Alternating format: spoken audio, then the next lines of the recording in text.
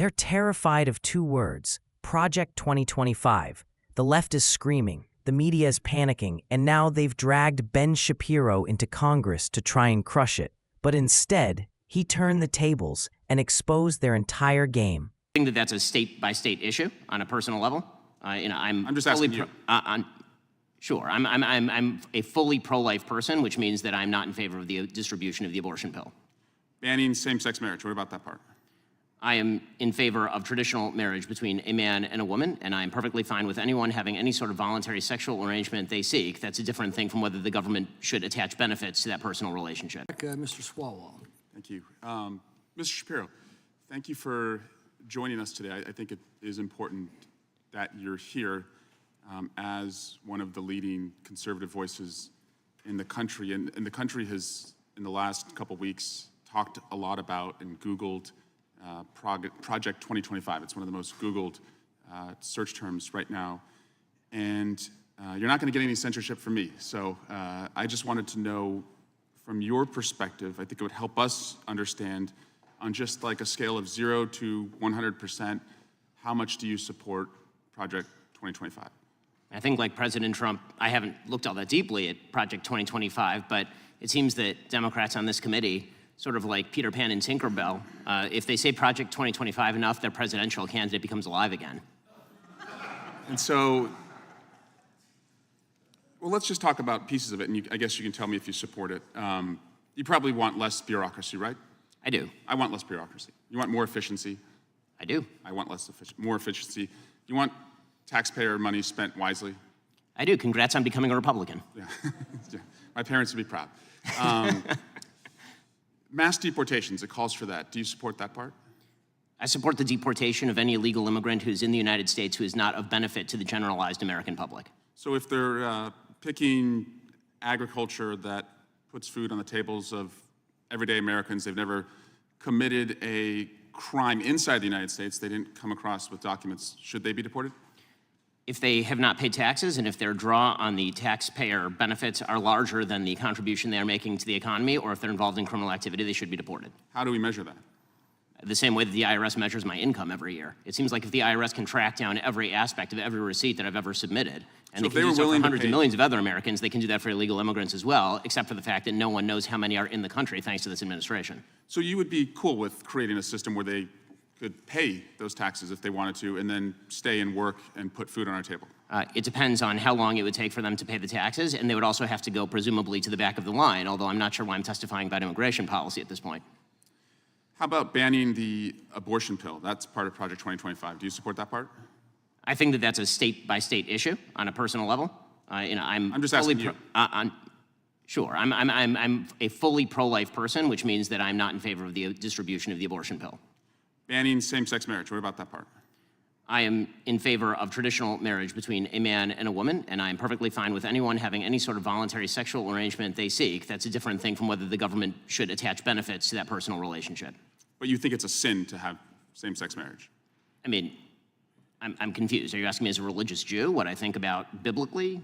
I'm just asking, is it a sin to be gay?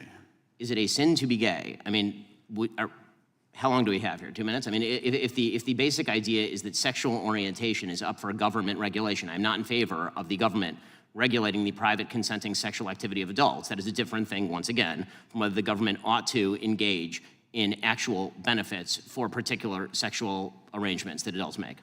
But again, just you to me, is it a sin or not? From a religious Jewish perspective, orientation is not a sin, but activity is. That's also the same perspective of most major religions, so far as I'm aware. Okay. And how about cutting Social Security? Do you support that part of 2025?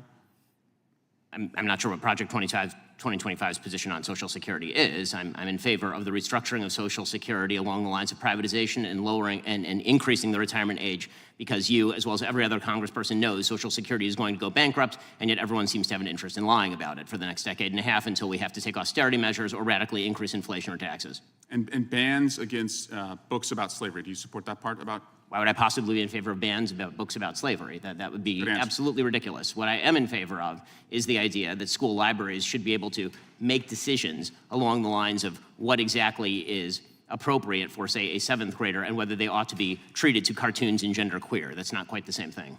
And just because we found some receipts. You did say, I think homosexual activity is a sin. Yes, I'm a religious I'm Jew, sure that's true. there's a genetic component You to found me sexual out. orientation, but the view of all religious people I know has always been that sexual behavior is something that is up to you.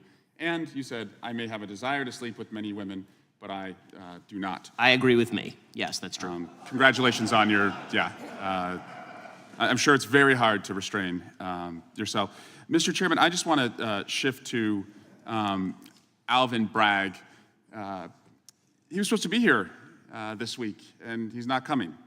And Hunter Biden was supposed to testify. Now he's not testifying. We were supposed to have votes on articles of impeachment, and we didn't. And again, we're just wondering, you guys write great press releases, but the payoff seems to never come. And so I guess we will keep waiting, and we'll do hearings like this. And finally, Chairman, you cannot yell fire in a crowded theater, and that's a restriction on speech, as you have recognized before, but you can yell theater in a crowded fire, and you all can continue to do that all you want, and we'll just waste the American people's time. The gentleman's time has expired, and I remind him of the first rule of holes. When you're in one, stop digging.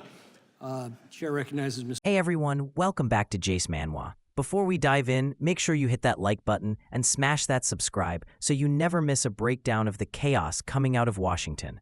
So, today we're reacting to a committee hearing where Ben Shapiro went toe-to-toe with the left's latest obsession, Project 2025. And let me tell you, this whole thing was eye-opening, not because of what Shapiro said, but because of how desperate the left has become to scare Americans with shadows and slogans instead of solutions.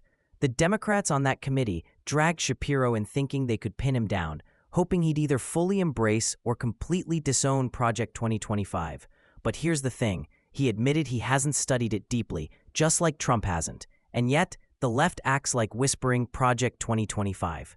3 times will magically summon their struggling candidate back from political irrelevance. It's laughable. What Shapiro did was dismantle their talking points one by one with logic and calm precision. Less bureaucracy, more efficiency, spending taxpayer money wisely. Tell me which sane American doesn't want that. But the left frames it like common sense governance is some kind of radical extremism. It's not. It's called being responsible. They pressed him on mass deportations, and he drew a clear line. If illegal immigrants commit crimes or drain the system, they should go. But if they contribute, pay taxes, and obey the law, then let's talk about a legal path that doesn't reward lawbreaking. That's not cruelty, that's fairness, a word the left only seems to use when it suits their narrative. On abortion pills, Shapiro stood firm on his pro-life convictions while respecting states' rights, exactly what federalism demands. And when they tried to trap him with questions about same-sex marriage, he refused to take the bait. He said, government shouldn't regulate private relationships, but also stood by his religious belief that marriage is between a man and a woman. That's what real tolerance looks like, holding your faith while respecting others' freedoms. They even tried the fear-mongering about banning books. Shapiro shut it down. No one's banning books about slavery. What conservatives oppose is graphic sexual content being pushed on kids. That's called protecting children, not censoring history. The left knows this, but they keep pretending not to because outrage fuels their agenda. And finally, the committee member ended with a rant about Alvin Bragg, Hunter Biden, and all the investigations that never seemed to go anywhere. You know what? He's not wrong about the frustration. The American people are tired of empty promises and endless hearings that lead nowhere. We want results. We want accountability. We want action. This hearing just proved what we already knew. The left has no solutions, only scare tactics. And if standing up for secure borders, fiscal sanity, family values, and protecting kids makes us the bad guys in their eyes, then so be it. We're not backing down. Thanks for watching Jace Manwa. Like this video, subscribe to the channel, and let's keep fighting for the America we know and love.